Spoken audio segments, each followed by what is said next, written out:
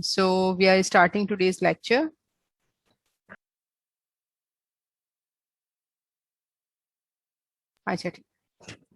So we are starting today's lecture.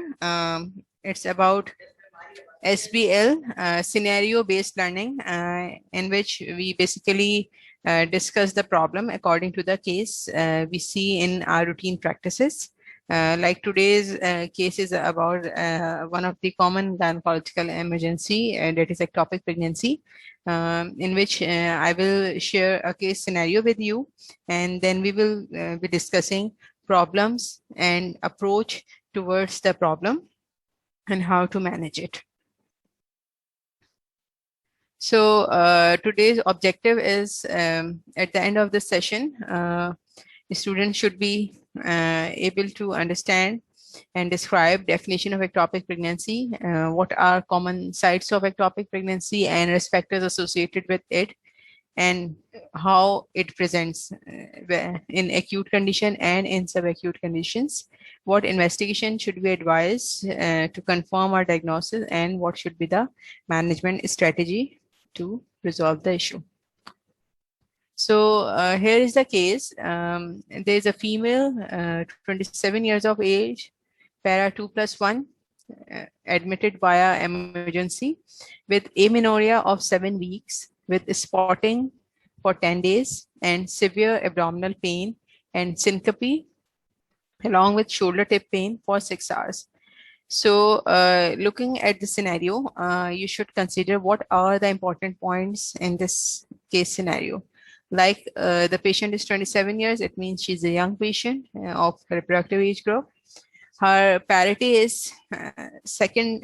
She's already having 2 child, and 1 was miscarriage, as shown in the parity. And as she has come through emergency, it means there is some acute problem.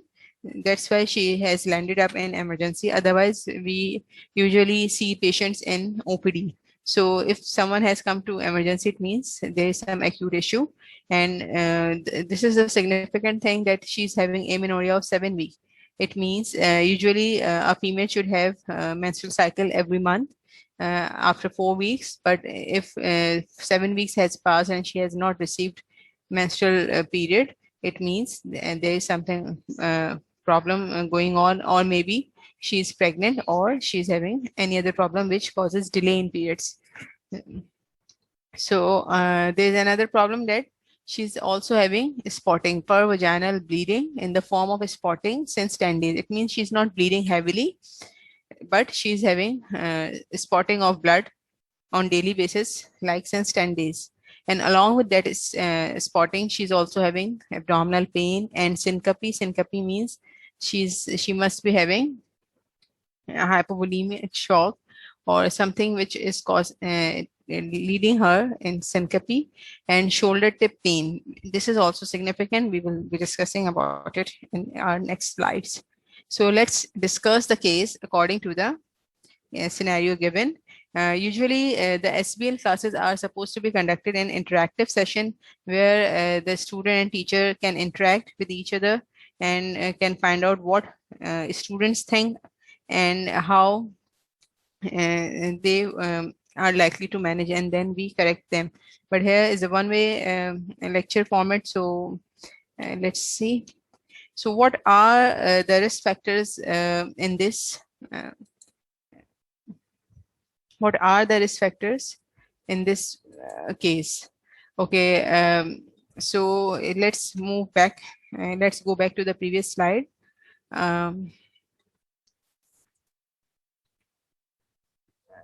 Risk factors in this case is she has come in the emergency. That's a risk factor. She is having amenorrhea of 7 weeks. It means she has not received periods at her routine time. And along with that, she's having spotting for 10 days. This is also a risk factor. And the symptoms she's having is abdominal pain, which is something to be worried about, syncope, which is more to be worried about, and the shoulder tip pain. So let's see. Someone was asking what is para 2+1. Para is parity. 2 means she has delivered 2 kids in the past, and +1 means she's having history of 1 miscarriage as well. So these are the risk factors which we can figure out in the given scenario. Of course, we don't have detailed history of the patient, so we cannot list out rest of the risk factors, but the given ones are those which I told you. So on examination, we saw her pulse was 120 beats per minute. So what's the normal pulse? It should be around 60 to 80 beats per minute, or maybe up to 85 or 90. But this patient is having 120 beats per minute, and blood pressure is 80 by 50 millimeter mercury. It means the blood pressure is on lower side, and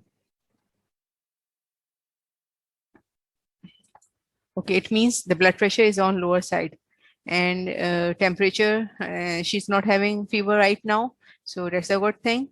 And anemia is 3 plus. 3 plus means the 1 plus means mild, 2 plus means moderate, and 3 plus means severe. So she was looking severely pale.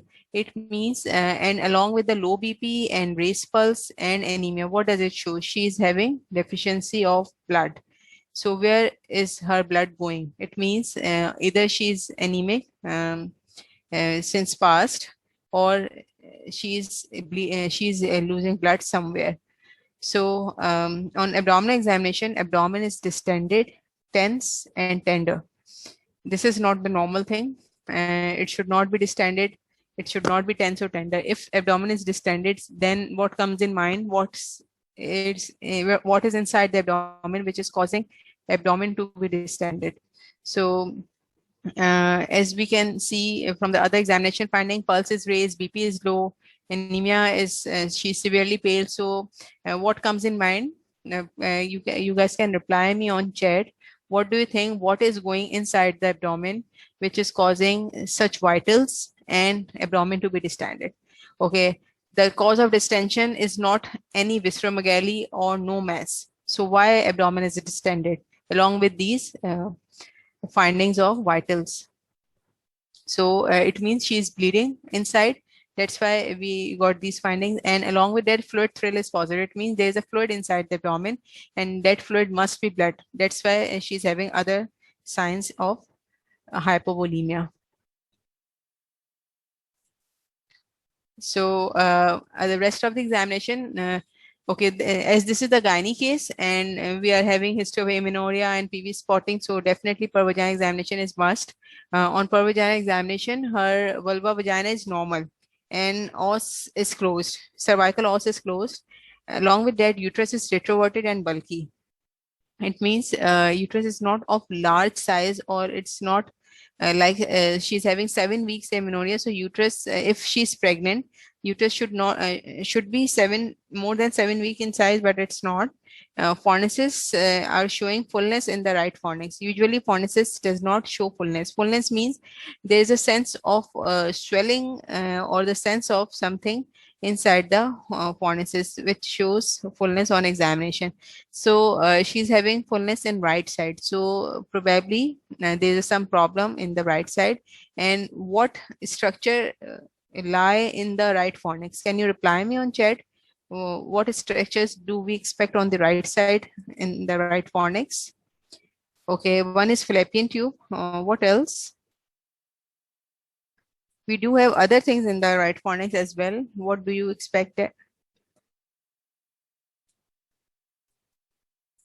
Okay, I want you guys to reply as the chat box is open. So one is fallopian tube, which we are trying to examine through fornices in per vagina examination.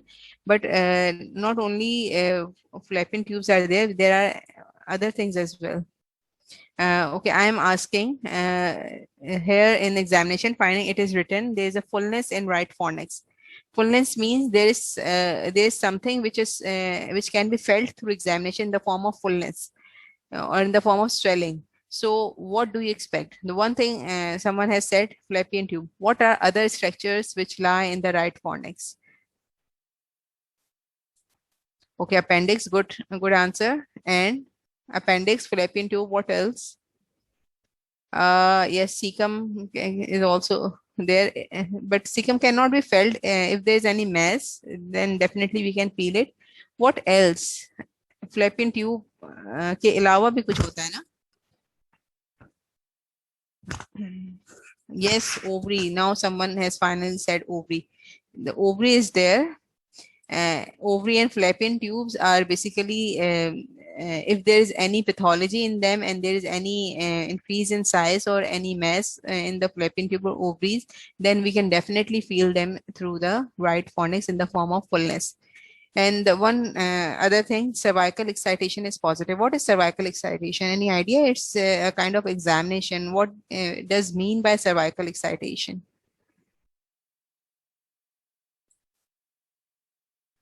Um, I want you guys to tell me, do you have any idea what does mean by cervical excitation?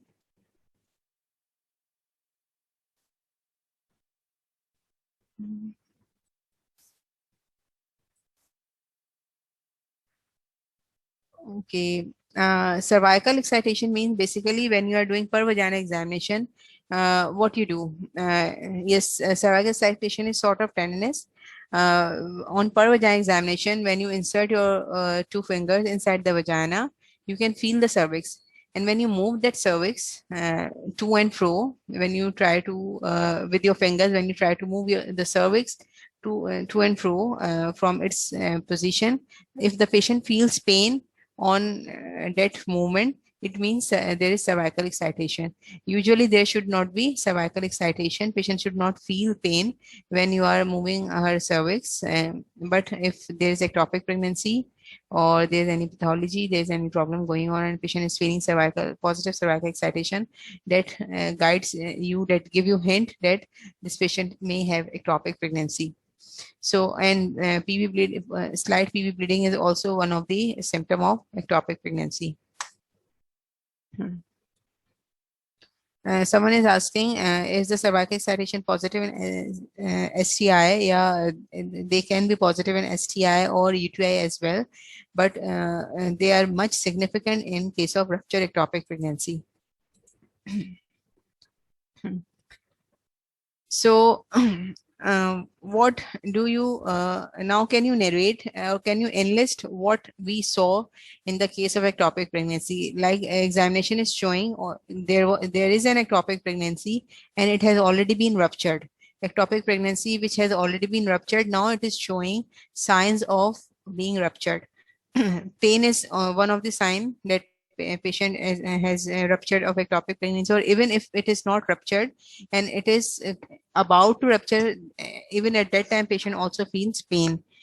And other findings of hemoperitoneum are raised pulse, decreased blood pressure, tense and tender abdomen, and shoulder tip sign. Shoulder tip sign is positive when the blood is touching the diaphragm, and due to now the patient feels pain in the shoulder tip. So this sign is also guiding you that she must be bleeding inside and she's having hemoperitoneum. Now going towards the, yeah, phrenic, now going towards the theoretical part of the case. Can you guys define ectopic pregnancy? What is ectopic pregnancy? What it is actually?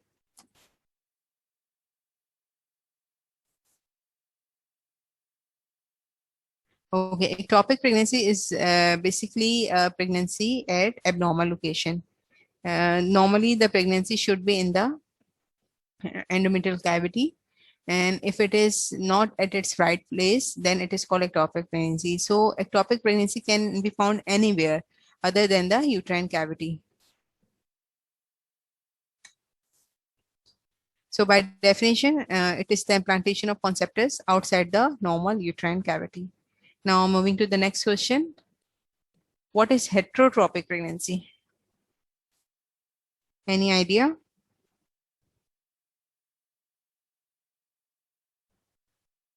I'm waiting for an answer from you guys. Do you have any idea what is heterotropic pregnancy? Yes, heterotropic pregnancy, it means there are more than one pregnancy which are simultaneously going on. The one is normal and the other is at abnormal location. So it may happen, it does happen many times that there is an normal pregnancy inside the uterine cavity and there is an ectopic pregnancy as well. So that is called heterotropic pregnancy. So by definition, it is the simultaneous development of pregnancy within and outside the uterine cavity. So this considering heterotopic pregnancy is important because when you are managing an ectopic pregnancy, you have to see how to manage. Because if there is heterotopic pregnancy, then management is different from the ectopic pregnancy, the only ectopic pregnancy. So here is the next question. Um, what are the common sites of ectopic pregnancy? We all know it's outside the uterus, but what are common sites? Ampulla, okay, good. Fallopian tubes, right. What else? Yeah, ectopic pregnancy can also implant in ovaries. It can implant in the abdomen, cervix, right? There's one more thing. Abdomen means someone is saying peritoneum. Mariam is saying peritoneum. Yes, if it is in abdomen, it can be anywhere in the abdomen. Yes, a surgical scar of previous cesarean section. It can also be in the surgical scar of previous cesarean section, although it is very rare, but it is possible. But the most common site is fallopian tube. And if you can recall the structure of fallopian tube, you must have seen there's a narrow part of fallopian tube, then there's a distended part which leads to the fimbrial end. So the ampullary region, which is actually the distended part, and it is the most common part of the fallopian tube, which accommodate ectopic pregnancies.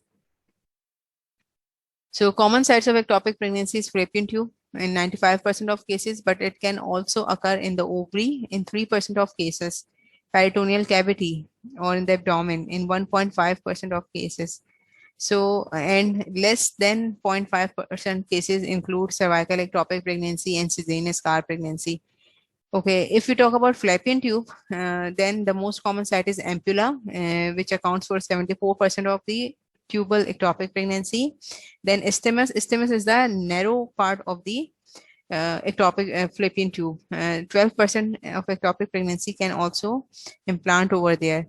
Then fimbrial end of the tube in 12% of cases, and interstitium is a part of the fallopian tube which is inside the uterus or which is connecting with the uterus is interstitium, and 2% of pregnancies can occur over there. Okay, now it depends on the site of fallopian tube where the pregnancy is lying, and it is correlated with the time of the rupture of ectopic pregnancy. Like if the ectopic pregnancy is lying in the ampullary region, it's the distended part, or in the fimbrial end, it is also the vacant part, or it has enough space to accommodate early pregnancy. So this type of ectopic pregnancy usually become evident after 6 to 7 weeks when pregnancy is advanced. But if the ectopic pregnancy has implanted in the isthmus region of the fallopian tube, which is very narrow part, in such cases, ectopic pregnancy will reveal around 4 to 5 weeks just after the missed period or even before missed period, because it's the narrow part, it cannot accommodate bigger size of fetus, so it will get rupture at earlier gestational age as compared to the ampullary region or the fimbrial end region. Now discuss the risk factors of ectopic pregnancy. I want you guys to enlist the risk factors according to this case, and what are other risk factors which are not mentioned in this case scenario. Can you enlist all those risk factors? Okay, PID, previous ectopic pregnancy, very good. Previous ectopic pregnancy is a risk factor. Pelvic inflammatory disease is a risk factor.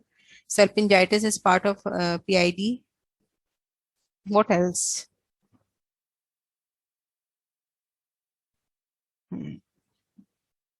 Chromosomal disorders are not related to the ectopic pregnancy. History of contraceptive device or the intrauterine contraceptive device can also be a risk factor. Smoking can be a risk factor.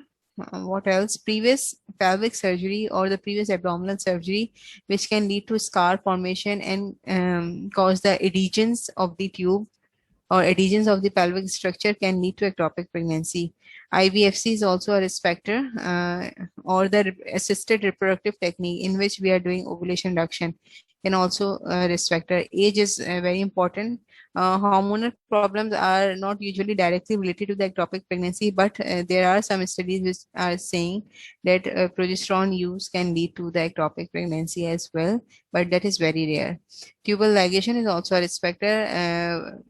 What happens in tubal ligation, although we do ligate the tube, but sometimes it can recanalize or it can adjust itself and recanalize, and then that recanalized tubes is scarred, or it is not patent like a normal tube, and it can lead to ectopic pregnancy. There's a question, how IVF is a risk factor, in vitro fertilization is a risk factor.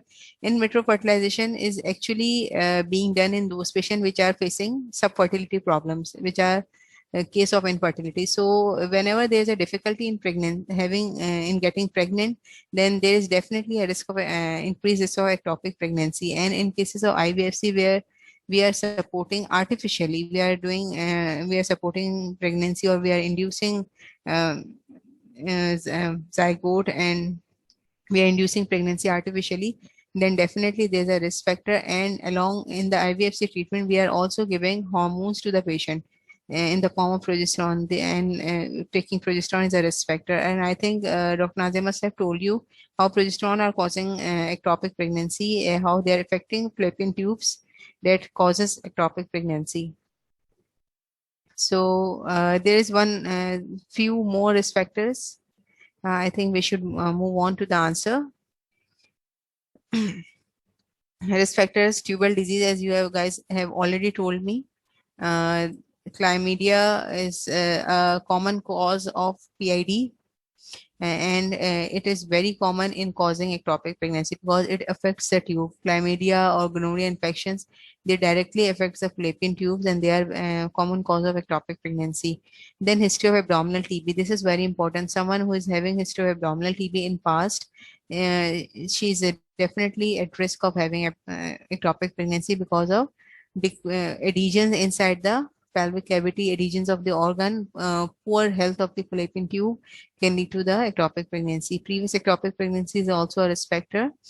Then previous tubal surgery. Definitely, if there's any previous tubal surgery, it will cause scar formation, and ongoing pregnancy is likely to be implanted over that scar, or over in the diseased tube, which can lead to ectopic pregnancy. And subfertility, which I just told you guys, and use of intrauterine contraceptive device is actually not directly causing ectopic pregnancy, but along with intrauterine contraceptive device, if patient is having recurrent pelvic infection, that recurrent pelvic infection can lead to the ectopic pregnancy, but IUCD does not directly relate it to the ectopic pregnancy.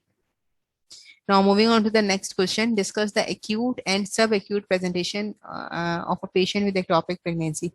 Now, there's a difference in acute and subacute. Acute is when there's a rupture of ectopic pregnancy, like in our case scenario, and patient is bleeding inside the abdominal cavity, and that bleeding is so much that it is touching the diaphragm and causing the shoulder tip pain, and due to that nerve involvement.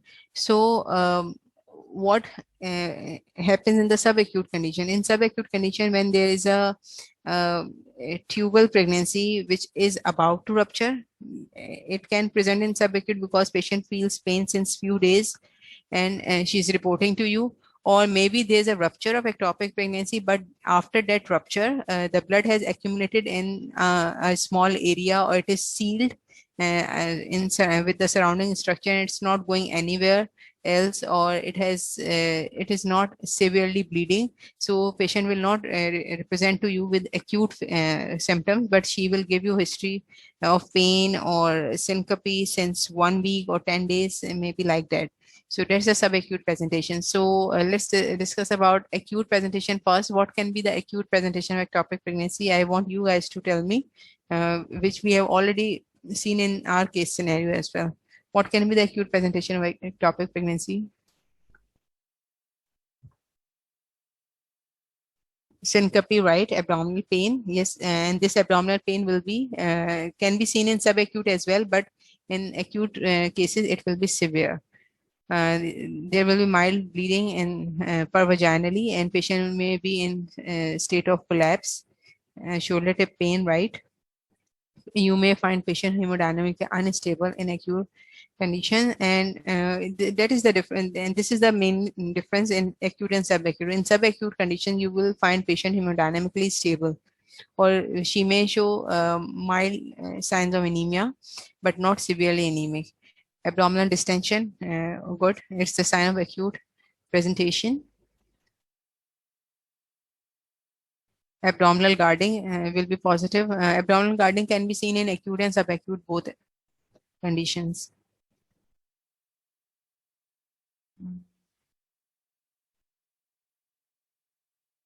Okay, let's move on to the answer. In subacute presentation, there will be dull abdominal pain. That abdominal pain will not be such acute like in acute presentation. And there will be vaginal bleeding, and the abdominal and pelvic pain may be localized to iliac fossa, and occasionally patient may complain shoulder tip or symptoms of dizziness, but they are unlikely in subacute pregnancy. Okay, some of the in acute cases, some of the patient presents acutely in case of ectopic pregnancy, may show signs of hemodynamic instability like hypovolemic shock, may be severely anemic, or the signs of acute abdomen like absent gut sounds, or um, unable to pass stool or vomiting. These signs can be seen in cases of acute ectopic pregnancy which has already been ruptured. And bimanual pelvic examination will reveal tenderness in the fornices, and there may be cervical excitation as in our case, and signs of peritoneal irritation can be seen in acute. And although subacute, even in subacute you will see the sign of peritoneal irritation, but in subacute usually there is not much hemoperitoneum like in acute presentations. So apart from the ectopic pregnancy, what are your differential diagnoses? Considering the history again, she is having 7 weeks of amenorrhea, she's having pain, she's having anemia. What can be other differential diagnoses other than the ectopic pregnancy?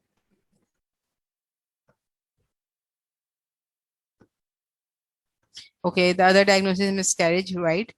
Gestational trophoblastic disease, yes, you can say, but keep it at the bottom. The common is miscarriage. Okay, there's a question about fornices. What is fornix? Um, Fornix is actually the anatomical landmark. When you do the pervaginal examination, when you insert the finger on the through the vaginal canal on the roof or the top of the vaginal canal, you feel the cervix, and along the side of the cervix, the space is called the fornix. I don't have picture right now. I will show you when our class will start, or you can see in the anatomy books. Along the side of the fornices, there's a space which, along the side of the cervix, there's a space which is called fornix, where we insert the finger during pervaginal examination to feel the fullness or the mass in the fornices region or along the side of the uterus. So the differential diagnosis, we already know, we have already labeled her as ruptured ectopic pregnancy. So that's the most likely diagnosis. So we will keep it on the top. And the other are miscarriage and pregnancy with ovarian cyst. There's a 7 weeks amenorrhea. It means she is pregnant. She may be pregnant. And the pain in the right fornix is showing the ovarian cyst. So these are the gynecological causes of her pain. And the non-gynecological causes can be UTI, appendicitis. And, you are very right. And Elma has gave the right answer. Let's move on to the next question. That's a common question we usually ask you from you guys during exam or auspice. What investigation will you perform to confirm the diagnosis? We have done the examination of the patient. We have taken the history of the patient. We are already suspecting ectopic pregnancy, but how you will confirm the diagnosis?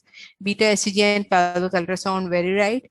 But beta HCG will be positive in normal pregnancy as well, in the miscarriage as well. And ultrasound can be ultrasound, what you want to see in the ultrasound. and what you see want to see in the beta HCG. Can you guys explain me what you will find on ultrasound?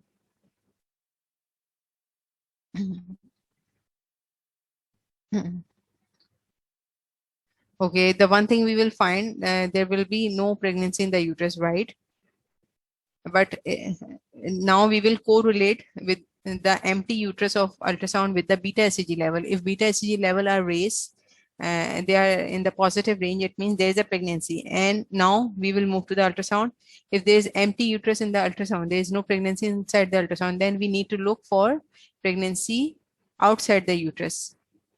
So someone is saying HSG. HSG actually stands for hysterosalpingogram. That's not related to the ectopic pregnancy. That's an investigation of subfertility. We will explain you in the class of subfertility, but HSG is not the answer in this scenario. Okay, we were talking about ultrasound and beta HCG. Beta HCG alone or the ultrasound alone will not be helpful for the diagnosis. We need both of them. If there is a positive beta HCG, then we need to see where the pregnancy is.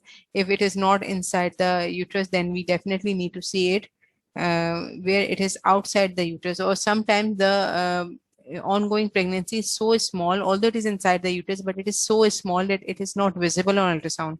We need to wait for a few more days that pregnancy grows more and it is visible. So sometimes you don't get anything on ultrasound, like there is no pregnancy on ultrasound, not even in the uterus and outside the uterus. So in such cases, we need to follow the patient. And like in our case scenario, the patient was already having ruptured ectopic pregnancy. So whatever the mass was, it is now ruptured. So on ultrasound, you will see the fluid only. You will not see any mass, any sac, or anything like that. You will see the fluid, finding of fluid in the ultrasound. No mass in the, no pregnancy in the uterus, nothing enlarged thing in the ovaries of fallopian tube because they are already ruptured. So ultrasound and beta HCG are both should be done and both should be correlated with the patient's finding. Okay, if you talk about ultrasound, then definitely transvaginal ultrasound is the better diagnostic modality than the trans-abdominal. So ultrasound probe should be inside the vagina to locate the ectopic pregnancy. That's the preferred method rather than keeping the probe over the abdomen in the lower abdominal area to see to look for the ectopic pregnancy. Okay, to diagnose the ectopic pregnancy, we have HCG, beta HCG, and TBS. But what we need along with the beta HCG and TBS, because sometimes you don't see anything on the ultrasound, you got the positive beta HCG level, but you are unable to locate the pregnancy. So in that case, CBC can be helpful. If hemoglobin is falling, it means there is something, patient is bleeding somewhere. So CBC can be helpful in that case. Or if you are suspecting appendicitis, right, like patient is having pain in the right iliac fossa, then raised TLC count will guide you towards diagnosis of appendicitis. So CBC is the basic baseline test. HCG and TBS are the two things which are required to diagnose the ectopic pregnancy. And definitely if in our patient, as she was in a state of shock, she was severely anemic. So in such cases, blood grouping and cross matching is important because you need to arrange the blood for patient. Now let's discuss the expectant and medical management of ectopic pregnancy. So I want to know what you guys understand by expectant management. What is expectant management? Not specifically in the ectopic pregnancy, but in any case, if you are doing expectant management, what does it mean? Yes, expectant management means we just monitor the patient. We don't do any intervention. We don't give any drug. We are not doing any surgery, but we are not sending patient home. We are monitoring the patient. We are keeping an eye on the patient. We are doing investigations, but we are not doing any intervention. So that's the expectant management. And then the medical management of ectopic pregnancy. What's that? What is that medical management of pregnancy, ectopic pregnancy?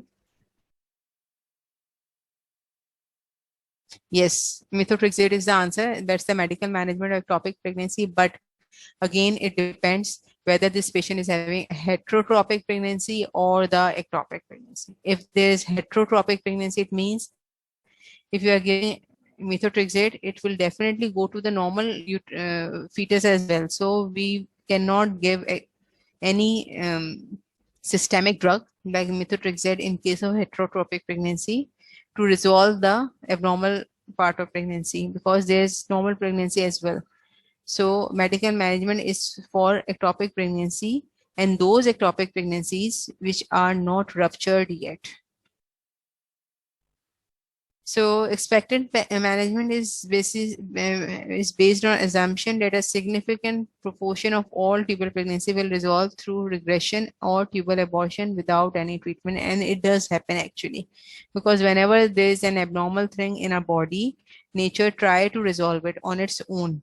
And we don't need to do treatment in every case. Whenever there's ectopic pregnancy, definitely if a pregnancy is residing or implanted in the tubal area, what that pregnancy will get from the tubal walls or the surrounding structure. Like in the uterus, if there is a pregnancy which has been implanted in the uterus, definitely that implanted pregnancy will get nourishment, will get food or blood from the endometrial lining or the developing placenta. But what will it get if it is in the fallopian tube? There is no definite thing or the implanted site. So definitely such kind of pregnancy are probably or mostly tend to resolve on its own, and we encounter rupture ectopics in those cases, or in large tubal ectopic pregnancy in those cases which are not resolved on its own. But in majority of cases they usually resolve. And even if you see the rising beta hCG level, and patient is not having any pain, or the size of the ectopic pregnancy is very small on the ultrasound, we can keep the patient on follow-up to see whether it is going towards a spontaneous resolution or not. Okay, so the expectant management can be done only in those patients who are vitally stable and they are not symptomatic. Symptomatic means they are not having pain. They are hemodynamically stable. They don't have raised blood pressure, low blood pressure and raised pulse. So such patients, and they are having falling beta hCG level. If beta hCG level is rising on day by day, then definitely this is not the case for expectant management. But if the beta hCG level is rising and ultrasound is not showing a very large ectopic pregnancy, then definitely you can go for expectant management. Now discuss the contraindications and side effect of medical management of ectopic pregnancy. Okay, side effect will be shared later. I want you guys to tell me contraindications of ectopic medical management of ectopic pregnancy. I have already told many answers. So what are contraindication of medical management of ectopic pregnancy? Yes, the one is heterotropic pregnancy. What else? Okay, if the patient is having renal disease or hematological disease and she's contraindicated for having methotrexate, then definitely we don't have any other option than to avoid medical management. If patient is already ruptured and hemodynamically unstable, we need to avoid medical management. In compliance of patient is important factor, but actually even in cases of medical management, we keep the patient in our wards and we admit them, because even during medical management, patient can have rupture of ectopic pregnancy at any time. So we usually keep the patient admit and then start medical management in front of our eyes. Okay, if there is positive fetal heart sound, it means the pregnancy is large enough that there is a positive heart sound, and in such cases we avoid medical management, because in the positive heart sound or the active fetus, medical management is most likely to be failed, so we avoid it. Okay, so systemic, here's the answer. Systemic methotrexate is a selected group of patient, because methotrexate is folic acid antagonist and DNA synthesis inhibitor. That's why it should be avoided in case of heterotropic pregnancy. Okay, the dose of methotrexate is calculated according to the body surface, and it's 50 mg per square meter square. But you don't need to remember the dose at this level. You just need to remember the name. Indication for medical management include corneal pregnancy, persistent trophoblastic disease. These are basically indication of methotrexate, not specifically ectopic pregnancy. Okay, those patients which are having already having history of one fallopian tube injured or blocked, and she's having only one patent tube, then we should avoid surgical management. And definitely fertility will be compromised if we have ligated both the tubes. So if someone is having only one tube and the tube is having ectopic pregnancy, then we will try to avoid the surgical management. Uh, and medical management definitely should be advised only advised when there is a compliance of patient and you can keep the patient in your ward. Now the next question, what will be the management of the case we were talking about?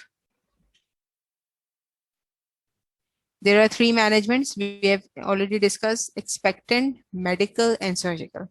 So first tell me what will be the management for this patient.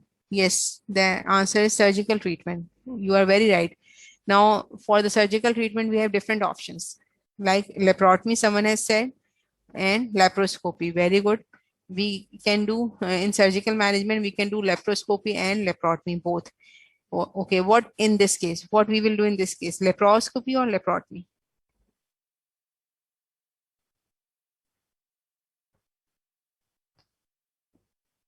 Okay, anyone else? Only 2-3 people are sending me answers. What are others doing? Okay, can you justify why laparotomy? And if someone is saying laparoscopy, then why laparoscopy?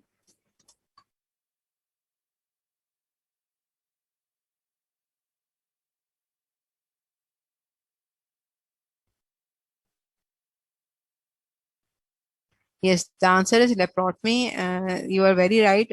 If patient is not hemodynamically stable, then definitely she is not a candidate of having laparoscopy. And what we do in laparoscopy, we insert the fine needle inside the abdomen and then we insert the camera. And before inserting the camera in laparoscopy, we have to inflate the abdomen with the gas. So if the abdomen is already filled with the blood, how can we inflate the abdomen with the gas? And we will not be able to see any structure when we will insert the camera. So and the unstable hemodynamically unstable patient cannot undergo through these things. So definitely laparotomy is the answer. We will do laparotomy for the patient which is already bleeding inside and having hemoperitoneum. Now it is decided that surgical management will be done for this case. We will do laparotomy. Then laparotomy is basically opening of abdomen, right? Opening the abdominal cavity. Now, what you will do after opening the abdominal cavity? That's my question. You have done laparotomy, but what you will do in the laparotomy? There are many things in the abdomen. What you are going to do in the laparotomy? Yes, you are very right. Self-injectomy or the self-injostomy. We have these two options, and we will definitely remove the blood. We will do the peritoneal lavage or the peritoneal wash with the crystalloid solutions to remove the blood clots or the blood from the abdominal cavity. And for the diseased tube, we have two options, either self-injectomy or self-injostomy. Okay, what is the preferred thing? Okay, tell me first, what is self-injectomy? I think you must have listened in the prior lecture of ectopic pregnancy. What is self-injectomy? Okay, self-injectomy is removing the part of tube, very right. What is self-injostomy?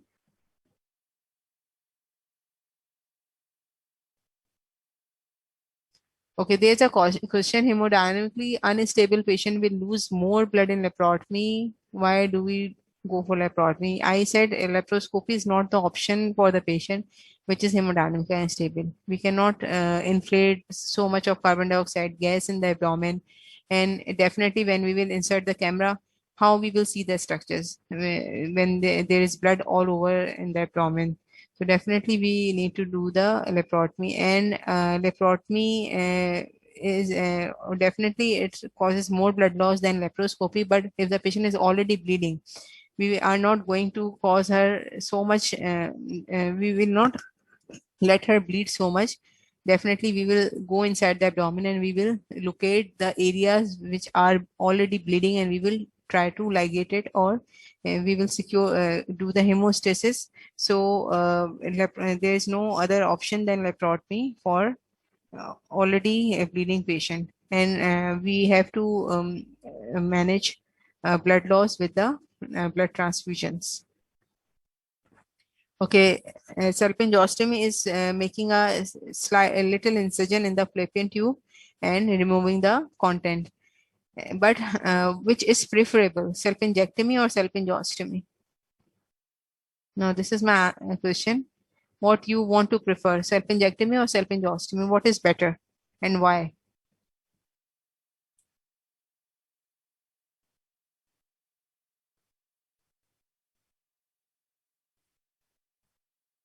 Okay, you guys are right.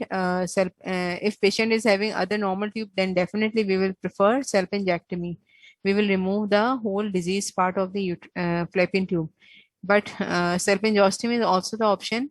There are many problems with the salpingostomy, because in salpingostomy you are keeping the disease part or the ectopic part of the tube inside the cavity, and when the disease part will heal, eventually it will leave the scar, and that scar or that disease tube is a very common risk factor for having recurrent ectopic. So if you are successful in saving the tube, even in that case, this patient is at much higher risk of having ectopic pregnancy in the future, and we don't want this outcome. So we will go for salpingectomy. In very rare case, we consider salpingostomy. Even if the tube is ruptured, it doesn't mean that you can't do salpingostomy. You can stitch the broken parts, but the risk is that salpingostomy will keep the patient at risk of having recurrent ectopic. So salpingostomy is considered in very rare cases. Usually we go for salpingectomy. So apart from the options of surgical management, this patient was also hemodynamically unstable. So what we will do to manage her hemodynamic status?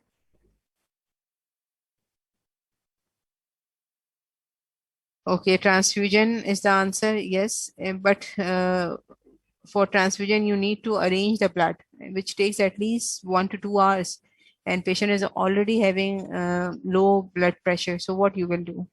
Yes, you will do you give her IV fluids. What else? In the form of normal saline, very good. Or the ringal lactate can be given, but the normal saline is the preferred solution. What else you will do?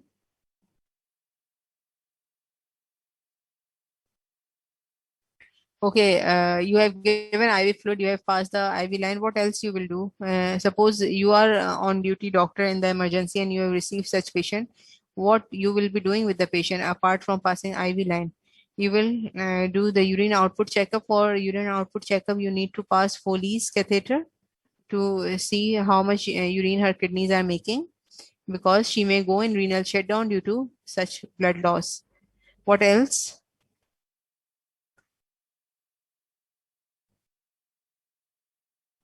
Analgesics will not be given.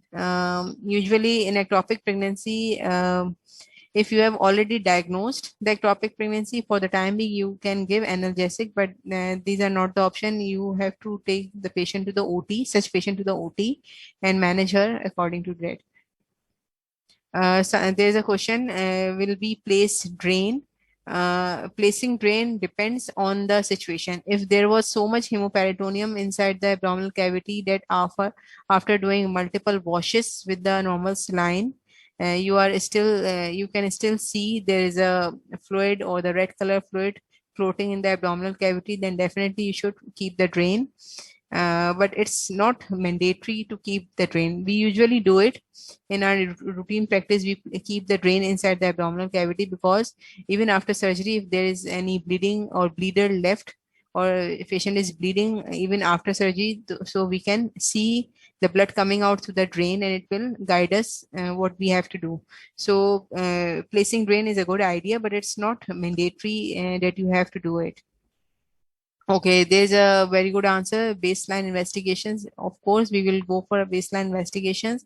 We will go for beta HCG, transvaginal ultrasound. That's not the baseline. Baseline is complete blood count, blood sugar levels, urine detailed report, and the special investigation is transvaginal ultrasound, beta HCG. These are being done. You will inform anesthetist. You will inform your other team members, and even if you are suspecting rupture appendicitis, or then you need to take the opinion from surgical team as well to rule out uh, any other non-gynecological cause. And you will keep taking vitals, you will monitor the patient, you will admit the patient, and you will prepare her for surgery. So here's the answer. Resuscitation of patient by passing large cannula, correction of hypovolemia by giving IV fluid, and prepare the patient for laparoscopy or laparotomy. In our case, we will go for laparotomy. And surgical options are salpingectomy or salpingostomy. Thank you very much. This was all about the ectopic pregnancy. Hope you guys will be able to answer the questions related to the management of ectopic pregnancy. If there are any question, you can ask in the chat box, then we will end the lecture.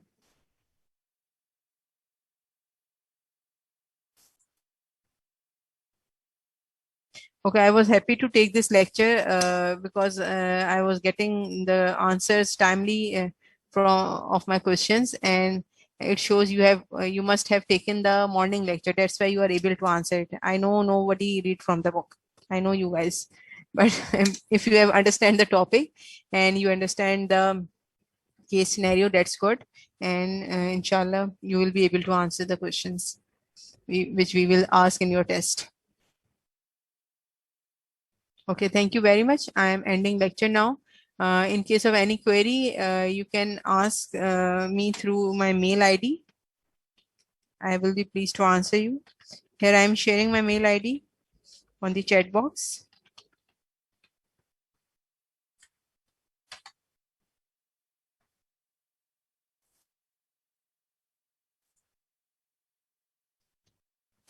Okay. Allah Hafiz. Thank you. Okay, madam. Allah Hafiz.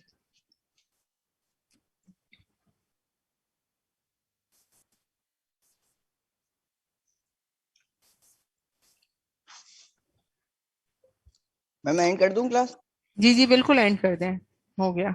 Okay madam, okay okay okay madam, अल्लाह हाफिज। अल्लाह हाफिज।